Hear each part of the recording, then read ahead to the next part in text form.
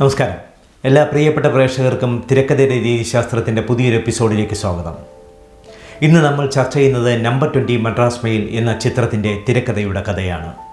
മമ്മൂട്ടിയും മോഹൻലാലും അഭിനയിച്ച് ജോഷി സംവിധാനം ചെയ്ത് ഡെന്നിസ് ജോസഫ് തിരക്കഥ എഴുതിയ ഈ ചിത്രം മലയാളത്തിലെ സൂപ്പർ ഹിറ്റുകളിൽ ഒന്നാണ്.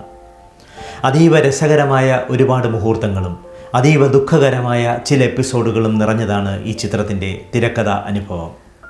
ഡെന്നിസ് ജോസഫ് വളരെയേറെ സമ്മർദ്ദത്തോടെയാണ് ഈ ചിത്രത്തിൻ്റെ തിരക്കഥ പൂർത്തിയാക്കിയത്. അഥർവം എന്ന സിനിമയുടെ ലാസ്റ്റ് എപ്പിസോഡിലിരിക്കെയാണ് ഒരു പുലർച്ചെ ജോഷി ഡെന്നിസ് ജോസഫിനെ വിളിക്കുന്നത്. മറ്റന്നാൾ ചിത്രീകരണം തുടങ്ങുന്ന ഒരു ചിത്രത്തിന് വേണ്ടി തിരക്കഥ എഴുതണം, അതിനുവേണ്ടി അത്യാവശ്യമായി ചെന്നൈയിലെത്തണം. ജോഷി വിളിക്കുന്നതുകൊണ്ട് ഡെന്നിസ് ജോസഫിന് നിരസിക്കാനായില്ല. അദ്ദേഹം ചെന്നൈയിലേക്ക് ചെന്നു. ഒരു മുറിയിൽ ചിത്രത്തിൻ്റെ തിരക്കഥ എഴുതുന്നു, മറുമുറിയിൽ ചിത്രത്തിൻ്റെ കമ്പോസിംഗ് നടക്കുന്നു. ആകെ സമ്മർദ്ദം നിറഞ്ഞ ഒരന്തരീക്ഷം.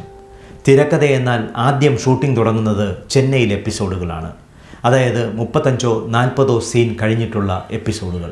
അതിനാൽ 40 സീൻ വിട്ടിട്ട് ബാക്കിയാണ് ആദ്യം എഴുതേണ്ടത്. ഇത്തരത്തിൽ യാതൊരു അച്ചടക്കവുമില്ലാതെയാണ് ചിത്രത്തിൻ്റെ തിരക്കഥ ഡെന്നിസ് ജോസഫ് എഴുതി തുടങ്ങിയത്. രസകരമായ ഒരുപാട് മുഹൂർത്തങ്ങളുണ്ട് നമ്പർ 20 മദ്രാസ് മെയിലിൻ്റെ കഥയ്ക്ക്. എല്ലാ പ്രേക്ഷകർക്കും ഒരിക്കൽ കൂടി സ്വാഗതം. പിച്ചകപ്പൂങ്കാവുകൾക്കുമപ്പുറം പവനത്രയും ഒരുകി വീണുപോയി. പിച്ചളക്കൊടുക്കുമിട്ടു വിണ്ടകം കടന്നിത്ര വേഗമെന്നു മാഞ്ഞുപോയി. നീലനഭസി മേഘപടത്തി മേലെ നിന്നുളഞ്ഞു വീണു താഴികക്കുടം. ഒരു കാലത്ത് മദിരാശിയായിരുന്നു മലയാള സിനിമയുടെ ഈറ്റില്ലം. സിനിമ പൂക്കുന്നതും പാടുന്നതുമൊക്കെ മദിരാശിയിൽ.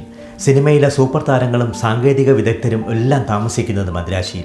അക്കാലത്ത് തിരുവനന്തപുരത്ത് നിന്ന് മദിരാശിയിലേക്ക് ഒരു തീവണ്ടി ഉണ്ടായിരുന്നു. എല്ലാ ദിവസവും ഈ തീവണ്ടി മദിരാശിയിലേക്ക് സഞ്ചരിക്കും. ചുരുങ്ങിയത് ഒരു 25 സിനിമാക്കാർ ഈ തീവണ്ടിയിൽ കാണും. ഒരു ബോഗിയിലുള്ള സിനിമാക്കാരനറിയാം അടുത്തടുത്ത ബോഗികളിൽ പല സിനിമാക്കാരും കാണുമെന്ന്. പ്രശസ്തരായ സൂപ്പർ താരങ്ങൾ ഉൾപ്പെടെ സഞ്ചരിച്ചിരുന്നത് ഈ തീവണ്ടിയിലാണ്. ഇക്കാലത്ത് പലപ്പോഴും ടിക്കറ്റ് കൺഫേം ആകാറുണ്ടായിരുന്നില്ല. ടിമാരാണ് ഇവരൊക്കെ ടിക്കറ്റ് കൺഫേം ചെയ്ത് കൊടുത്തിരുന്നത്. ചിലപ്പോൾ ഇടനിലക്കാർ സഹായിക്കും. ഇങ്ങനെ രസകരമായ ഒരുപാട് അനുഭവങ്ങൾ ഈ മദിരാശി വണ്ടിക്ക് പറയാനുണ്ടായിരുന്നു. ഒരു ദിവസം ഡെന്നിസ് ജോസഫ് മദിരാശി വണ്ടിയിലെ കഥ അദ്ദേഹത്തിൻ്റെ സുഹൃത്തായ ഹരിയോട് പറഞ്ഞു. ഹരി ഈ കഥ കേട്ട ശേഷം ഡെന്നിസ് ജോസഫിനോട് ചോദിച്ചു, ഇതിൻ്റെ പശ്ചാത്തലത്തിൽ ഒരു തിരക്കഥ താങ്കൾക്ക് ഒരുക്കിയാൽ എന്താണെന്ന്. തിരക്കഥ ഒരുക്കണമെങ്കിൽ ഒരു നല്ല പ്ലോട്ട് ഉണ്ടാവണം. അപ്പോൾ ഹരി ഒരു കഥ പറഞ്ഞു. 4-5 ചെറുപ്പക്കാർ കോട്ടയത്ത് നിന്നും മദിരാശിയിലേക്ക് യാത്ര ചെയ്യുന്നു. അടിച്ചു പൊളിക്കുന്ന പ്രായമായിരുന്നു അത്. ആ യാത്രക്കിടയിൽ ആ ട്രെയിനിൽ ഒരു കൊലപാതകം സംഭവിക്കുകയാണ്. ആ കൊലപാതകത്തിൽ ഈ ചെറുപ്പക്കാർ സംശയിക്കപ്പെടുന്നു. ടിയുടെ ഷർട്ടിൽ നിന്നും ഒരു പെൺകുട്ടിയുടെ, ആ കൊല്ലപ്പെട്ട പെൺകുട്ടിയുടെ ഒരു മുടി നാഴിക ലഭിക്കുകയാണ്. ഈ ചെറുപ്പക്കാരെ സംബന്ധിച്ചിടത്തോളം അതൊരു ലൈഫ് സേവിങ് ആയിരുന്നു. ഒരു പക്ഷേ മറ്റൊരു സമർത്ഥനായ ആ പോലീസ് ഉദ്യോഗസ്ഥൻ വന്നില്ലായിരുന്നുവെങ്കിൽ ഈ ചെറുപ്പക്കാർ ആ കൊലപാതക കേസിൽ പെടുമായിരുന്നു. കാരണം അവർ അത്രമാത്രം മദ്യപിച്ചും ആർത്തുല്ലസിച്ചും ചിരിച്ചും സംസാരിച്ചുമൊക്കെയായിരുന്നു അവർ യാത്ര ചെയ്യുന്നത്. ആർക്കും ഒരു വേള ഈ ചെറുപ്പക്കാരെ സംശയിക്കേണ്ട ഒരു സാഹചര്യമാണ് ഉണ്ടായിരുന്നത്. നമ്പർ 20 മദ്രാസ് മെയിൽ എന്ന ചിത്രത്തിൻ്റെ ഉത്ഭവത്തിന് ഏതാനും മാസങ്ങൾക്ക് മുമ്പാണ് ഡെന്നിസ് ജോസഫ് ഈ കഥ ജോഷിയോട് പറയുന്നത്. ഹരികുമാർ പറഞ്ഞ കഥയിൽ നിന്നും ചില മാറ്റങ്ങൾ വരുത്തിയായിരുന്നു അവതരണം. ജോഷിക്ക് കഥ ഇഷ്ടമായി. അദ്ദേഹം ചില സജഷനുകൾ മുന്നോട്ട് വച്ചു. അതായത് ഈ ചെറുപ്പക്കാർ വെറുതെ മദ്രാശിയിലേക്ക് പോവുകയല്ല, അവർ മദ്രാശിയിൽ നടക്കുന്ന ക്രിക്കറ്റ് മാച്ച് കാണാൻ പോവുകയാണ്. കോട്ടയത്തെ സമ്പന്ന കുടുംബങ്ങളിലെ അംഗങ്ങളാണ് ഈ കുട്ടികൾ. അവർ കയറിയ ഉടനെ തന്നെ മദ്യപാനം ആരംഭിക്കുന്നു. എന്നിട്ട് ട്രെയിനിൽ അങ്ങറ്റം ഇങ്ങറ്റം നടന്ന് അവർ പെൺകുട്ടികളുണ്ടോ എന്ന് തപ്പുന്നു. ഇതൊക്കെയാണ് കഥയുടെ പ്ലോട്ട്. ഏതാനും ദിവസങ്ങൾക്ക് ശേഷം ജോഷി നമ്പർ 20 മദ്രാസ് മെയിലിലേക്ക് ലാൻഡ് ചെയ്യുമ്പോൾ ഈ കഥ ചെയ്യാം എന്ന് ഡെന്നിസ് ജോസഫിനോട് പറഞ്ഞു. പക്ഷേ ഈ ചിത്രത്തിൽ നായകനായി അഭിനയിക്കുന്നത് മോഹൻലാലാണ്. അപ്പോൾ മോഹൻലാലിൻ്റെ പ്രായത്തിനനുസരിച്ച് ആ ചെറുപ്പക്കാരെ മാറ്റണം. ഒരു തലമുറ മാറ്റം എന്ന് പറഞ്ഞാലും ശ്രദ്ധാരമില്ല. മോഹൻലാലിനെ നായകനാക്കിയ ഉടനെ തന്നെ മണിയമ്പിള്ള രാജുവിനെയും ജഗദീഷിനെയും ഈ ചിത്രത്തിൻ്റെ പ്ലോട്ടിലേക്ക് സന്നിവേശം ചെയ്തു ഡെന്നിസ് ജോസഫ്. എറണാകുളത്ത് നിന്ന് മദിരാശിയിലേക്ക് പോവുകയാണ് ഡെന്നിസ് ജോസഫ്. ഒരു ഫസ്റ്റ് ക്ലാസ് കൂപ്പയിലാണ് യാത്ര. ഒപ്പമുള്ള 3 പേർ തീവണ്ടിയിൽ കയറിയിട്ടില്ല. അവർ കോയമ്പത്തൂരിൽ നിന്നാണ് ടിക്കറ്റ് റിസർവ് ചെയ്തിരിക്കുന്നത്. അങ്ങനെ ഏകാഗിയായി ബോഗിയിലിരിക്കുമ്പോൾ പെട്ടെന്ന് പരിചയമുള്ള ഒരാളെ കണ്ടു. മലയാളത്തിലെ പ്രശസ്തനായ ഒരു നടനാണ്. അദ്ദേഹം ഡെന്നിസ് ജോസഫിനെ കണ്ടപ്പോൾ ചിരിച്ചു. അവർ തമ്മിൽ അടുത്ത് പരിചയമില്ല. അദ്ദേഹം കൂപ്പയിലേക്ക് കടന്നു വന്ന് ഡെന്നിസിൻ്റെ അടുത്തിരുന്നു. ഡെന്നിസ് അല്ലേ എന്ന് ചോദിച്ചു. ആണെന്ന് പറഞ്ഞപ്പോൾ താൻ ചെന്നൈയിലേക്ക് പോവുകയാണെന്നും തനിക്ക് അവിടെ ബിസിനസ് സംബന്ധമായ ചില ചർച്ചകളുണ്ടെന്നും അദ്ദേഹം പറഞ്ഞു. ഇങ്ങനെ സംസാരിച്ചിരിക്കുമ്പോൾ വളരെ രസകരമായുള്ള സംഭാഷണങ്ങളിലൂടെയാണ് ആ യാത്ര കടന്നുപോയിക്കൊണ്ടിരുന്നത്. തികച്ചും അപ്രതീക്ഷിതമായി ആ നടൻ ചോദിച്ചു, ഡെന്നിസ് മദ്യപിക്കുമോ എന്ന്. താൻ മദ്യപിക്കില്ല എന്ന് പറഞ്ഞപ്പോൾ ഞാനൊന്ന് കഴിച്ചോട്ടെ എന്നായി അദ്ദേഹത്തിൻ്റെ ചോദ്യം. തീർച്ചയായും എന്ന് പറഞ്ഞു. കാരണം അത്രയും സമയം വളരെ മാന്യമായാണ് ആ നടൻ അദ്ദേഹത്തോട്, ഡെന്നിസ് ജോസഫിനോട് പെരുമാറിക്കൊണ്ടിരുന്നത്. അദ്ദേഹം അടുത്ത ബോഗിയിലേക്ക് പോയി. അവിടെ അദ്ദേഹത്തിൻ്റെ 3-4 സുഹൃത്തുക്കളുണ്ട്. അവരിൽ നിന്ന് ഒരു പെഗ് വാങ്ങി ഡെന്നിസ് ജോസഫിൻ്റെ അടുത്തേക്ക് വന്നു. ഡെന്നിസ് ജോസഫുമായി വെറുതെ ചെറുതായി മദ്യപിച്ച് വെറുതെ ഇങ്ങനെ സംസാരിച്ചു കൊണ്ടിരിക്കുമ്പോൾ നടനെ കാണാതെ അദ്ദേഹത്തിൻ്റെ കൂട്ടുകാർ അടുത്ത ബോഗിയിൽ നിന്ന് ഡെന്നിസ് ജോസഫിൻ്റെ ബോഗിയിലേക്ക്, അദ്ദേഹത്തിൻ്റെ കൂപ്പയിലേക്ക് കയറി വന്നു. അവിടെ നിന്നാണ് ചിത്രത്തിൻ്റെ രസകരമായ ചില നിമിഷങ്ങൾ ആരംഭിക്കുന്നത്. പിന്നെ ഭയങ്കരമായ ബഹളമാണ് നടന്നത്. 4 കൂട്ടുകാരും നടനെ പോലെ ആയിരുന്നില്ല. അവർ ആർത്തലച്ച് സംസാരിക്കുന്നു. ഇതിനിടയിൽ ടി വന്ന് കൂപ്പയിലേക്ക് നോക്കുന്നുണ്ട്. ഡെന്നിസ് ജോസഫ് ഇരിക്കുന്നത് കൊണ്ടാവാം, ഒരുപക്ഷെ ആ നടനും ഒപ്പമുള്ളത് കൊണ്ടാവാം ടി അങ്ങ് കടന്നുപോയി. കൂപ്പയിലെ ആഘോഷം തകൃതിയായി നടക്കുകയായിരുന്നു. എങ്ങനെയെങ്കിലും തീവണ്ടി കോയമ്പത്തൂരിലെത്തണേ എന്ന പ്രാർത്ഥനയിലായിരുന്നു ഡെന്നിസ് ജോസഫ്. കോയമ്പത്തൂരിലെത്തിയാൽ അദ്ദേഹത്തിൻ്റെ കൂപ്പയിലുള്ള ആളുകൾ കയറും. അപ്പോൾ ഈ നടനും സംഘവും മടങ്ങിപ്പോകും. ഇതായിരുന്നു പ്രാർത്ഥന. ഇതിനിടയിലാണ് രസകരമായ ചില സംഭവങ്ങൾ നടന്നത്. നടൻ മദ്യം വീണ്ടും വീണ്ടും ഒഴിച്ചു കഴിച്ചുകൊണ്ടേയിരുന്നു. ഓരോ തവണ പെഗ് ഒഴിക്കുമ്പോഴും അദ്ദേഹം ചാടി എഴുന്നേൽക്കും. ഡെന്നിസ് ജോസഫ് ഇങ്ങനെ ആകാംക്ഷാഭരിതനായി നിൽക്കുമ്പോൾ പൊത്തോ എന്ന് പറഞ്ഞ് നടൻ ഡെന്നിസ് ജോസഫിൻ്റെ ശരീരത്തിലേക്ക് വീഴും. ഉടനെ തന്നെ ഇതിനിടയിൽ മദ്യം ഡെന്നിസ് ജോസഫിൻ്റെ ശരീരത്തിലേക്ക് തെറിക്കും. ഉടനെ തന്നെ നടൻ്റെ ചോദ്യം, താങ്കൾക്ക് ഡിസ്റ്റർബൻസ് ആയോ? അപ്പോൾ ഡെന്നിസ് ജോസഫ് പറഞ്ഞു, ഇല്ല എനിക്കൊരു ഡിസ്റ്റർബൻസും ഇല്ല. അദ്ദേഹം എഴുന്നേറ്റ് അടുത്ത കസേരയിലിരിക്കും. കുറച്ച് കഴിയുമ്പോൾ വീണ്ടും അടുത്ത പെഗ് ഒഴിക്കും. പെഗ് ഒഴിക്കുന്ന സമയത്താണ് നടൻ എഴുന്നേൽക്കാറുള്ളത്. എഴുന്നേറ്റാൽ ഉടനെ പൊത്തോ എന്ന് പറഞ്ഞ് വീണ്ടും ഡെന്നിസ് ജോസഫിൻ്റെ ശരീരത്തിലേക്ക് വീഴും. ഉടനെ തന്നെ ചോദ്യം വരും, ഡിസ്റ്റർബൻസ് ആയോ? ഇല്ല. ഇങ്ങനെ ഈ സംഭവം 4-5 മിനിറ്റുകൾ ആവർത്തിച്ചു കൊണ്ടിരുന്നു. ഡെന്നിസ് ജോസഫിന് എന്ത് ചെയ്യണമെന്നറിയില്ല. പക്ഷേ ഡെന്നിസ് ജോസഫ് ഇത് ആസ്വദിക്കുന്നുണ്ടായിരുന്നു.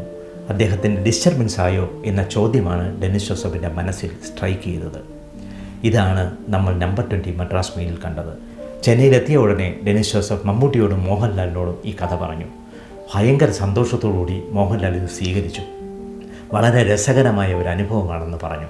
ഡെന്നിസ് ജോസഫ് തൻ്റെ ജീവിതത്തിൽ ഒരിക്കലും ആ നടൻ്റെ പേര് പറഞ്ഞിട്ടില്ല. അതിനാൽ നടൻ ആരെന്ന് നമുക്ക് അറിയുകയുമില്ല. ചിത്രത്തിൻ്റെ കഥ ഇപ്രകാരമാണ്. കോട്ടയത്തെ ഒരു സമ്പന്ന കുടുംബത്തിലെ അംഗങ്ങളായ മോഹൻലാലും അദ്ദേഹത്തിൻ്റെ കമ്പനിയും മദ്രാശിയിൽ ക്രിക്കറ്റ് കളി കാണാൻ നമ്പർ 20 മദ്രാസ് മെയിലിൽ യാത്ര ചെയ്യുന്നു.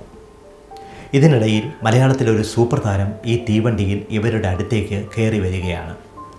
സൂപ്പർ താരവും ചെറുപ്പക്കാരും അടുത്ത സുഹൃത്തുക്കളായി മാറുന്നു.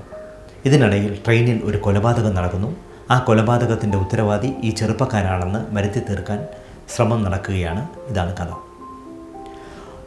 വളരെ അപ്രതീക്ഷിതമായി ഡെന്നിസ് ജോസഫിൻ്റെ മുറിയിലേക്ക് കടന്നു വന്ന മോഹൻലാൽ ഒരു സജഷൻ പറഞ്ഞു. അതായത് ഈ ചിത്രത്തിൽ ഈ തീവണ്ടിയിൽ കയറുന്ന ഫിലിം സെലിബ്രിറ്റിയായി ഡെന്നിസ് ജോസഫ് തീരുമാനിച്ചിരുന്നത് ജഗതി ശ്രീകുമാറിനെയാണ്. ജഗതി ശ്രീകുമാറിനെ ഈ ചിത്രത്തിൽ ഫിലിം സെലിബ്രിറ്റി എന്ന സ്ഥാനത്ത് നിന്ന് മാറ്റി TTR ആക്കിയ ശേഷം ഫിലിം സെലിബ്രിറ്റിയായി മമ്മൂട്ടിയെ അവതരിപ്പിച്ചാൽ എന്തെന്ന് മോഹൻലാൽ ഡെന്നിസ് ജോസഫിനോട് ചോദിച്ചു. ഞെട്ടലോടെയാണ് അത് ഡെന്നിസ് ജോസഫ് കേട്ടത്. ഡെന്നിസ് ജോസഫിന് മമ്മൂട്ടിയുമായി അടുത്ത ബന്ധമുണ്ട്. പക്ഷേ മോഹൻലാൽ നായകനാകുന്ന ഒരു ചിത്രത്തിൽ മമ്മൂട്ടിയെ ഒരു ചെറിയ റോളിലേക്ക് എങ്ങനെയാണ് ആവശ്യപ്പെടുക? അതിനു മുമ്പ് പത്മരാജൻ സാറിൻ്റെ 2 ചിത്രങ്ങളിൽ മമ്മൂട്ടിയും മോഹൻലാലും തുല്യ പ്രാധാന്യമുള്ള വേഷങ്ങളിലാണ് അഭിനയിച്ചത്. ഏതായാലും മോഹൻലാൽ പറഞ്ഞു, മമ്മൂക്കയെ കിട്ടുകയാണെങ്കിൽ വളരെ നന്നായിരിക്കും. അപ്പോൾ ഡെന്നിസ് ജോസഫ് മോഹൻലാലിനോട് ചോദിച്ചു, എങ്കിൽ മോഹൻലാൽ മമ്മൂട്ടിയുമായി ഒന്ന് സംസാരിക്കുമോ എന്ന്. എനിക്ക് അദ്ദേഹത്തിൻ്റെ തെറി കേൾക്കാൻ വയ്യ എന്ന് മോഹൻലാൽ പറഞ്ഞു കഴിഞ്ഞു. പിന്നെന്താണ് മാർഗം? അപ്പോൾ ജോഷിയെ വിളിക്കാൻ തീരുമാനിച്ചു. ജോഷി ഇവരുടെ സ്ഥലത്തേക്ക് വന്നു ചേർന്നു. ജോഷിയും പറഞ്ഞത് ഇങ്ങനെയാണ്, ഇത്തരം കാര്യങ്ങളെല്ലാം സംസാരിക്കുന്നതിന് ഡെന്നിസ് ജോസഫാണ് നല്ലത്. തന്ത്രപരമായി കാര്യങ്ങൾ പറഞ്ഞ് അവതരിപ്പിക്കും. ഡെന്നിസ് ജോസഫിനാളാകുമ്പോൾ അദ്ദേഹം ചൂടാവുകയുമില്ല. ഞാനാണെങ്കിൽ പറഞ്ഞു തെറ്റും, അതിനൊരു സാഹചര്യം ഉണ്ടാകാതിരിക്കുന്നതല്ലേ നല്ലതെന്ന്. ഏതായാലും അവസാനം ഡെന്നിസ് ജോസഫിൻ്റെ തലയിൽ ആ ഊഴം വന്നു ചേരുകയാണ്. ഏതായാലും മമ്മൂട്ടിയുടെ വായിലിരിക്കുന്ന തെറിയെല്ലാം കേൾക്കാം എന്ന തീരുമാനത്തോടു കൂടി ഡെന്നിസ് ജോസഫ് മമ്മൂട്ടിയെ വിളിക്കുന്നു. മമ്മൂട്ടിയും ഡെന്നിസ് ജോസഫുമായി വളരെ അടുത്ത സൗഹൃദം അക്കാലത്തുണ്ടായിരുന്നു. എറണാകുളത്തെ ഗിരിനഗറിൽ ഇരുവരും അടുത്ത വീടുകളിലാണ് താമസിച്ചിരുന്നത്. ഡെന്നിസ് ജോസഫ് തിരക്കഥ എഴുതി മോഹൻലാൽ അഭിനയിക്കുന്ന സിനിമകളുടെ കഥ വരെ മമ്മൂട്ടിയുമായി അദ്ദേഹം പങ്കുവച്ചിരുന്നു. മമ്മൂട്ടിയും ഡെന്നിസ് ജോസഫും തമ്മിലുള്ള ഈ വേവ് ലെങ്ത് അറിയാവുന്നത് കൊണ്ടാണ് മോഹൻലാൽ പോലും മമ്മൂക്കയോട് ഡെന്നിസ് ജോസഫ് തന്നെ സംസാരിച്ചാൽ മതി എന്ന് പറഞ്ഞത്. ഡെന്നിസ് ജോസഫ് മമ്മൂട്ടിയെ വിളിച്ച് തൻ്റെ പുതിയ സിനിമയുടെ തിരക്കഥ പൂർത്തിയായി വരികയാണെന്നും ഇതിൽ ജഗതി ചേട്ടൻ്റെ വേഷം ഒന്ന് ഡെവലപ്പ് ചെയ്യാൻ തീരുമാനിച്ചുവെന്നും പറഞ്ഞു തുടങ്ങുമ്പോഴേ മമ്മൂട്ടിക്ക് കാര്യം മനസ്സിലായി. അദ്ദേഹം ഡെന്നിസ് ജോസഫിനോട് പറഞ്ഞു, അതിനെന്താ, ഞാൻ ചെയ്തേക്കാം. അല്ല, കഥ കേൾക്കണ്ടേ? കഥയൊന്നും കേൾക്കണ്ട, താനങ്ങ് മുന്നോട്ട് പോയേ ഞാൻ ചെയ്തേക്കാം, ജോഷിയോട് പറഞ്ഞാൽ മതി. ഏതായാലും വളരെ പ്രയാസപ്പെട്ട് ആ കഥയുടെ ഒരു ചെറിയ കഥാപാത്രത്തിൻ്റെ, അതായത് ഫിലിം സെലിബ്രിറ്റിയുടെ എന്ന കഥാപാത്രത്തിൻ്റെ ചില വിശദാംശങ്ങൾ ഡെന്നിസ് ജോസഫ് മമ്മൂട്ടിയോട് പറഞ്ഞു. അദ്ദേഹം അതൊന്നും കേൾക്കാൻ താല്പര്യം കാണിച്ചില്ല. ഉടനെ തന്നെ മോഹൻലാലിനെയും ജോഷിയെയും ഡെന്നിസ് ജോസഫ് ഫോണിൽ വിളിച്ചു.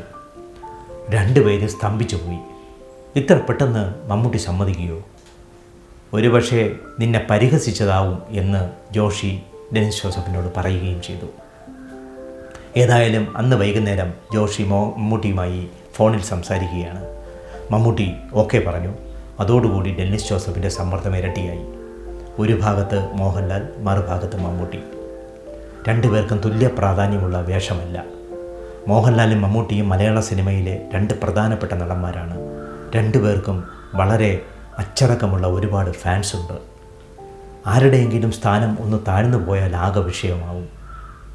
മമ്മൂട്ടിയെയും മോഹൻലാലിനെയും ഒരു ത്രാസിൽ തുല്യമായി നിർത്തി ഒരുമിച്ച് കൊണ്ടുപോകാൻ ഏറെ പ്രയാസപ്പെട്ടു ഡെന്നിസ് ജോസഫ്. പക്ഷേ ഈ ചിത്രം വിജയിച്ചതോടുകൂടി തൻ്റെ ഉദ്യമം വിജയിച്ചതായി ഡെന്നിസ് ജോസഫ് മനസ്സിലാക്കി.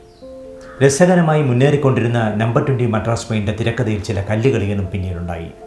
സംവിധായകൻ ജോഷിയും തിരക്കഥാകൃത്ത് ഡെന്നിസ് ജോസഫും തമ്മിൽ തെറ്റിയ സംഭവമായിരുന്നു ഇത്. നമ്പർ 20 മദ്രാസ് പെയിൻ്റെ ആദ്യ ഭാഗം നല്ലതാണെന്നും രണ്ടാം ഭാഗം മോശമാണെന്നും പറയുന്നതിൻ്റെ ഉത്തരവാദിത്വം ജോഷിക്കാണെന്ന് ഡെന്നിസ് ജോസഫ് അദ്ദേഹത്തിൻ്റെ ആത്മകഥയിൽ കുറിച്ചിട്ടുണ്ട്. അതായത് ആദ്യ ഭാഗം പൂർണ്ണമായും എഴുതിയത് ഡെന്നിസ് ജോസഫാണ്. രണ്ടാം ഭാഗത്തിൽ ഡെന്നിസ് ജോസഫിൻ്റെ തിരക്കഥ മറ്റ് ചില ആളുകളെ കൊണ്ട് തിരുത്തി എഴുതിച്ചു. പല ആളുകളും കയറി ഇറങ്ങിയത് കൊണ്ടാണ് ഇങ്ങനെ സംഭവിച്ചതെന്ന് ഡെന്നിസ് ജോസഫ് അദ്ദേഹത്തിൻ്റെ ആത്മകഥയിൽ കുറിച്ചിട്ടുണ്ട്. ഏതായാലും ഡെന്നിസ് ജോസഫും ജോഷിയും തമ്മിലുള്ള സ്നിഗ്ധമായ സ്നേഹബന്ധത്തിന് ചില വിള്ളലുകൾ ഈ സിനിമ വീഴ്ത്തി. എന്നിരുന്നാലും മലയാളത്തിൻ്റെ പ്രിയപ്പെട്ട സിനിമയാണ് ഇപ്പോഴും നമ്പർ 20 മദ്രാസ് പെയിൻ. നമ്പർ 20 മദ്രാസ് പെയിൻ്റെ തിരക്കഥയുടെ കഥ കേട്ടിരുന്ന എല്ലാ പ്രേക്ഷകർക്കും നന്ദി. അടുത്ത എപ്പിസോഡിൽ കാണുന്നതുവരെ നമസ്കാരം. പിച്ചകപ്പൂങ്കാവുകൾക്കും അപ്പുറം പവൻ അത്രയും ഒരുകി വീണുപോയി. പിച്ചളക്കൊടുക്കുമിട്ടു വിണ്ടകൻ കടന്നിത്ര വേഗമെന്നു മാഞ്ഞുപോയി. നീലനഭസ്സി മേഘപടത്തി മേലെ നിന്നുടഞ്ഞു വീണു താഴികക്കുടം.